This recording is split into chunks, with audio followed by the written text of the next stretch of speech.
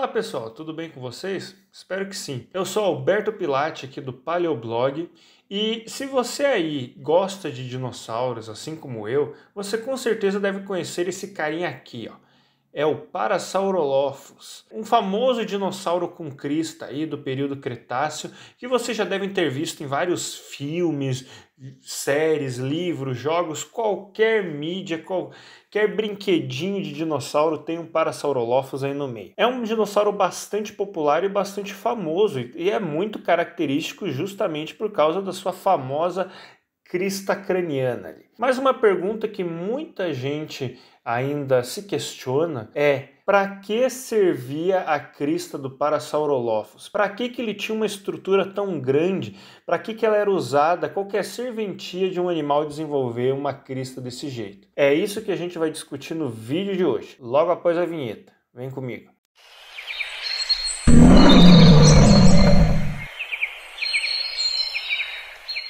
Antes de responder para que servia a crista do Parasaurolophus, a gente tem que responder uma outra pergunta. O que é um Parasaurolophus? Então, um resuminho aqui. O Parasaurolophus foi um dinossauro herbívoro ornitópode do grupo dos hadrossaurídeos, que antigamente a gente chamava de dinossauros bicos de pato, porque quando você olha para o fóssil, parece que eles têm um bico de pato na cara. Hoje em dia a gente sabe que em vida os bicos desses animais não seriam nada parecidos com os de patos assim, mas o apelido ficou, né? Mas enfim, o Parasaurolophus pertence a esse grupo, a qual pertencem também outros famosos bicos de pato, como o Corytossauro, o Lambeossauro, o Edmontossauro. Toda essa galera aí está envolvida, né? São todos aparentados. Pois bem, o Parasaurolophus ele habitou a América do Norte entre 76 e 73 milhões de anos atrás. Como eu falei, durante o período Cretáceo. Seus fósseis foram descobertos pela primeira vez em 1920, perto do rio Red Deer, no estado de Alberta, no Canadá. Mas ele só foi descrito 2 anos depois, em 1922, pelo paleontólogo William A. Parks. Além do Canadá, os fósseis do Parasaurolophus também foram descobertos ali nos Estados Unidos, nos estados do Novo México e de Utah. Seu nome genérico, ele é uma junção das palavras gregas para, que significa paralelo ou próximo, sauros, que significa lagarto, e lophus, que significa crista. Se você lembra, por exemplo, do Dilophosauro, você lembra aí que Dilophosauro significa lagarto com 2 cristas. Então, Parasaurolophus significa lagarto de crista paralelo, né? Esse nome ele é um nome meio estranho, mas ele faz alusão aí a outro dinossauro que foi descoberto mais ou menos ali na mesma época, que é o Saurolophus. Basicamente, o Parks ele achava que o Parasaurolophus e o Saurolophus deveriam ser evolutivamente muito próximos. Então ele acabou nomeando o Parasaurolophus como lagarto de crista paralelo ao Saurolophus. É uma bagunça esse nome. É um nome horrível, eu acho, mas enfim. Mas no fim das contas, esses dois animais nem são aparentados na real. Porque o Parasaurolophus faz parte da subfamília dos hadrossauros com crista chamado Lambeosaurini, enquanto o Saurolophus faz parte de outro grupo chamado Saurolophini. Hoje em dia, 3 espécies diferentes de Parasaurolophus são consideradas válidas. A primeira é o Parasaurolophus walkeri, descrito em 1922 por Parks, né? Então é a espécie tipo do gênero Parasaurolophus. Tem o Parasaurolophus tubicen, que foi descrito por Wyman em 1931, e o Parasaurolophus syrtocristatus, que foi descrito por Ostrom em 1961. Existe um outro gênero lá da China chamado Caronosaurus, que hoje é chamado de Caronosaurus, mas que no início era considerado uma 4ª espécie de Parasaurolophus, mas hoje é seu próprio gênero, apesar de fisicamente semelhante, é outro animal. E o Parasaurolophus era um herbívoro de grande porte. O Parasaurolophus walkeri, por exemplo, ele tem um tamanho aí estimado em 9,5 metros, quase 10 metros de comprimento. E o seu peso deveria ficar entre 2,5 toneladas a 3 toneladas. E assim como outros hadrossaurídeos, o Parasaurolophus deveria ser um quadrúpede facultativo, ou seja, que fica nas 4 patas para caminhar ou para se alimentar e acaba ficando nas duas patas para correr ou alcançar comida em lugares mais altos. Bom, agora que nós já falamos sobre o Parasaurolophus, a gente pode falar um pouco sobre a sua crista, né, que é o motivo de vocês estarem aqui. A crista do Parasaurolophus ela é formada pelo osso da pré-maxila e um prolongamento do osso nasal. O tamanho dessa estrutura ela variava de espécie para espécie. O Parasaurolophus tubicem, por exemplo, tinha uma crista que poderia medir até 2 metros de comprimento. Era um negócio muito impressionante. E essa crista ela era oca por dentro, com tubos em formato de U que se ligavam às narinas do animal. Ou seja, isso mostra que a crista, que o interior da crista, ela possuía alguma função relacionada à respiração desse dinossauro, interligada com a respiração desse dinossauro. Mas que função que poderia ser essa? Ao longo das décadas, várias funções diferentes foram atribuídas à crista desses dinossauros. Eu vou discutir um pouco sobre elas aqui, das mais absurdas até as mais aceitas atualmente. Primeiro, antigamente, os hadrossaurídeos, no geral, eles eram interpretados como animais semi-aquáticos, né? Principalmente ali porque eles tinham aquele bico, em formato de bico de pato, então a galera meio que fazia associação. Mas muita gente via esses animais como animais semi-aquáticos. Hoje em dia não é bem assim, mas enfim, que passariam maior parte do seu tempo debaixo d'água se alimentando de plantas aquáticas. Hoje em dia essa visão não é mais aceita. As evidências nos mostram que os hadrossaurídeos eles eram animais muito bem adaptados para viver no ambiente terrestre e se alimentar de plantas no ambiente terrestre também, certo? O que serve para o Parasaurolophus. Mas no início, como eu falei, o Parasaurolophus ele era visto como um animal quase anfíbio em comportamento, né? Por isso, lá pelos anos 30, surgiu a ideia de que a crista do Parasaurolophus funcionaria como uma forma de ajudá-lo a respirar debaixo d'água. Uma das teorias falava que a crista funcionaria como se fosse um snorkel. Quem já fez aí mergulho deve conhecer o snorkel, né? Que é aquele tubo pelo qual você respira debaixo d'água. E alguns paleontólogos chegaram a sugerir que a crista funcionaria como um snorkel e que usaria esse snorkel para respirar enquanto estivesse debaixo d'água. Obviamente isso caiu por terra logo, porque assim, nunca foi encontrado nenhuma abertura na ponta da crista que pudesse significar que ela era usada aí como um tubo de respiração. Lá pelos anos 40, surgiu teorias de que a crista funcionaria como um repositório de oxigênio.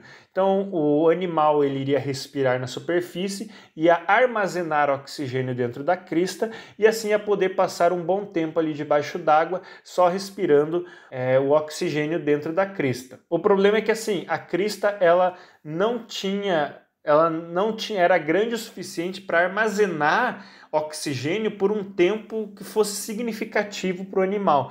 Então essa teoria também logo caiu por terra. Teve até gente que foi mais longe e dizia que a crista ela era a base dos músculos de uma probóscide, ou seja, de uma tromba, e que o Parasaurolophus teria uma tromba que ele usaria para pegar comida e respirar. E obviamente essa maluquice também caiu, certo? Com essas teorias de respiração descartadas, começaram a surgir teorias de que essa crista teria uma função mais física, digamos assim. Alguns paleontólogos sugeriram que a crista poderia ser usada pelo Parasaurolophus para abrir caminho no meio da mata. O que até poderia ser, ela até poderia ser usada para isso na real, ela poderia ter essa função. Imagine um bando de Parasaurolophus andando no meio da floresta e utilizando sua crista para afastar a vegetação enquanto caminha.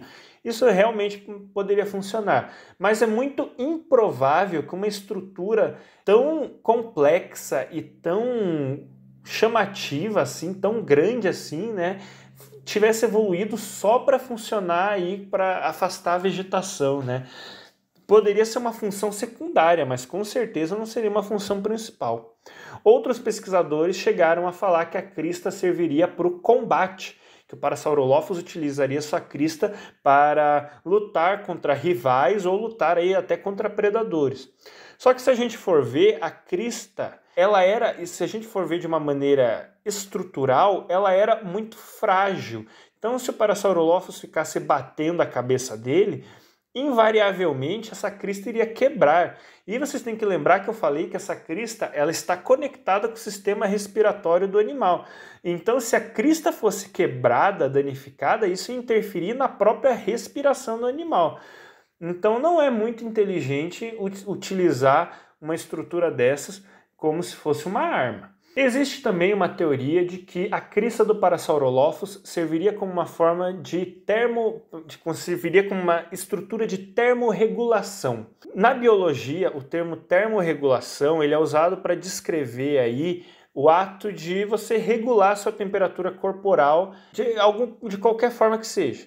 Né? Ou você mantendo o calor corporal, ou se livrando do calor em excesso, mantendo a temperatura corporal estável, etc. Alguns animais possuem estruturas aí que são ricamente irrigadas por vasos sanguíneos, e eles utilizam essas estruturas para captar ou dissipar o calor no ambiente. Um exemplo é um dinossauro, que é o casuar, que é uma ave não voadora nativa ali da Oceania, que ela possui uma crista na cabeça, que uma das funções dessa crista é fazer a termorregulação. Então, o casuar consegue utilizar essa crista que ele tem como uma janela térmica para dissipar o calor excessivo do ambiente.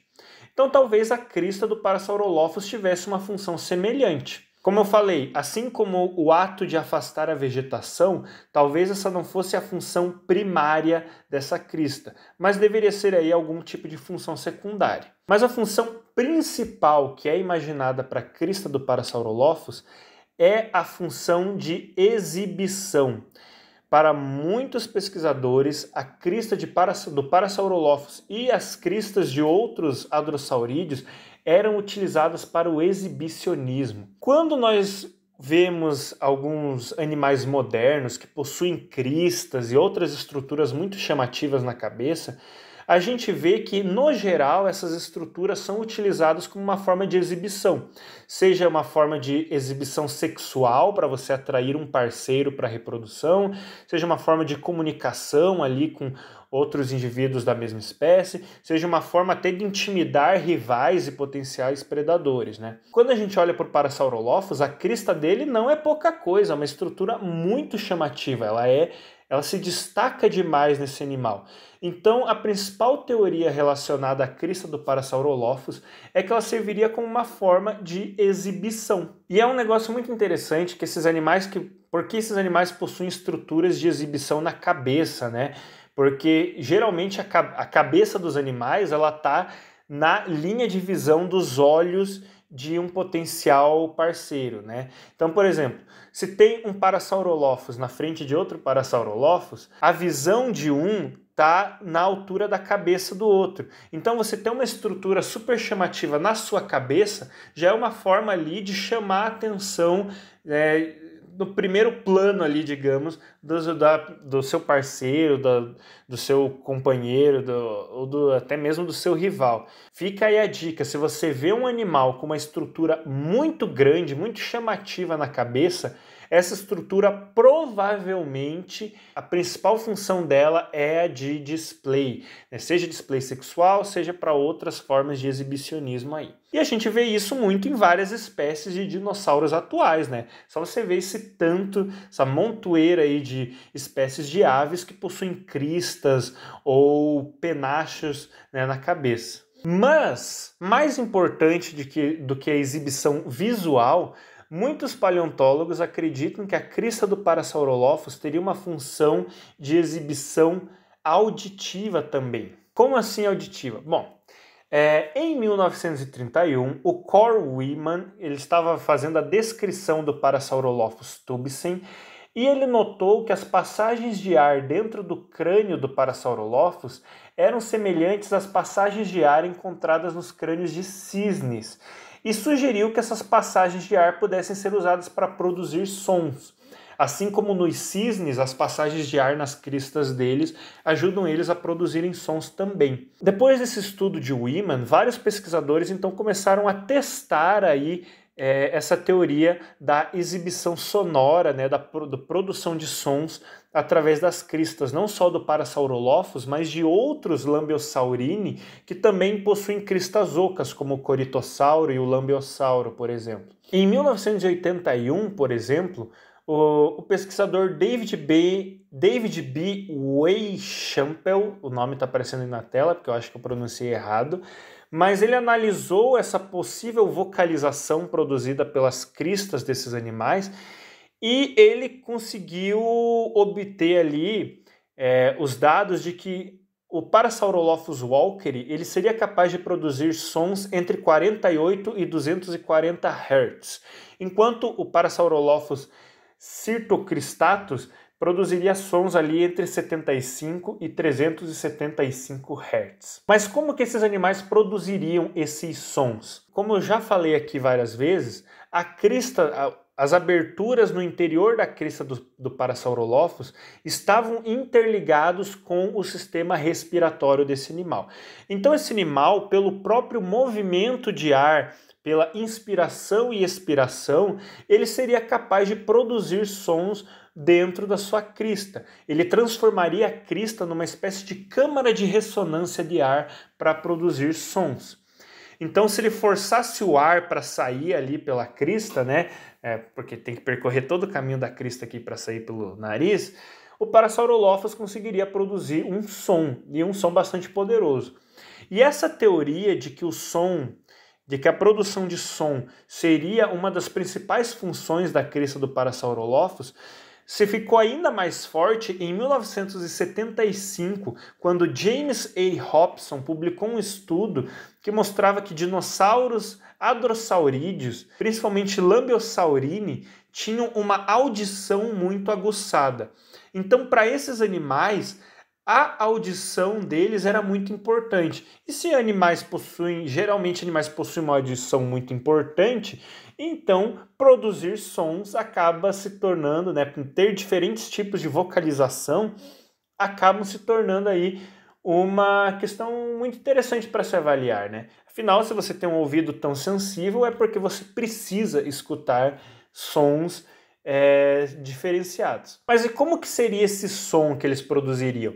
Existem diversas tentativas de reconstrução, mas os pesquisadores falam que o som produzido pela crista do Parasaurolophus seria algo parecido ali com um instrumento de sopro como um trombone ou uma tuba. Há até algumas tentativas de se reconstruir esses sons, como por exemplo essa aqui, ó.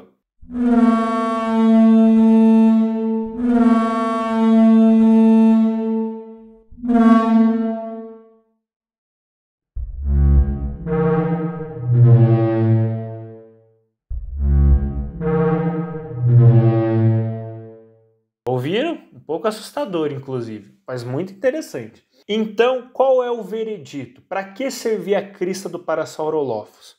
Ao que tudo indica, por todas as evidências que nós temos dos fósseis e de comparação com animais reais, a crista do Parasaurolophus servia como uma forma de exibição visual e sonora, né? Então, não só seria uma forma de você se exibir visualmente, então você ter aquela crista impressionante que os outros membros da sua espécie vão ver e vão reconhecer, mas também teria a função de exibição sonora, né? Então você produzir sons para se comunicar com membros da sua própria espécie. É claro, a crista poderia ter aí também algumas funções extras, né? Algumas funções secundárias, como por exemplo, a gente falou aqui, termorregulação poderia ser uma delas realmente, afastar a vegetação do caminho enquanto eles andam também poderia ser uma função secundária, mas a função principal da crista do Parasaurolophus e de outros dinossauros com cristas da subfamília Lambeosaurini seria exibição visual e sonora. Afinal, quando nós olhamos para a natureza, muitas das coisas que os animais desenvolvem têm a ver com reprodução. Então, está aí a função da crista do Parasaurolophus. Muito obrigado por ter assistido esse vídeo até aqui. Se gostou, peço que deixe seu gostei aí embaixo e que compartilhe com os amigos. As fontes utilizadas na produção deste vídeo estão aí na descrição. E se sinta livre para deixar seu comentário, dúvida, sugestão ou correção aí na seção de comentários. Também não deixe de nos seguir nas redes sociais e de acessar o nosso blog para ler mais matérias e notícias sobre a paleontologia. E se estiver gostando de nosso trabalho de divulgação científica, considere se tornar um apoiador. O Paleoblog se mantém graças ao apoio do público. Então, se quiser que continuemos com o nosso trabalho de divulgação científica, considere contribuir com qualquer valor através da chave Pix que está aparecendo aí na tela, paleoblogbr@gmail.com. Muito obrigado e até um próximo vídeo.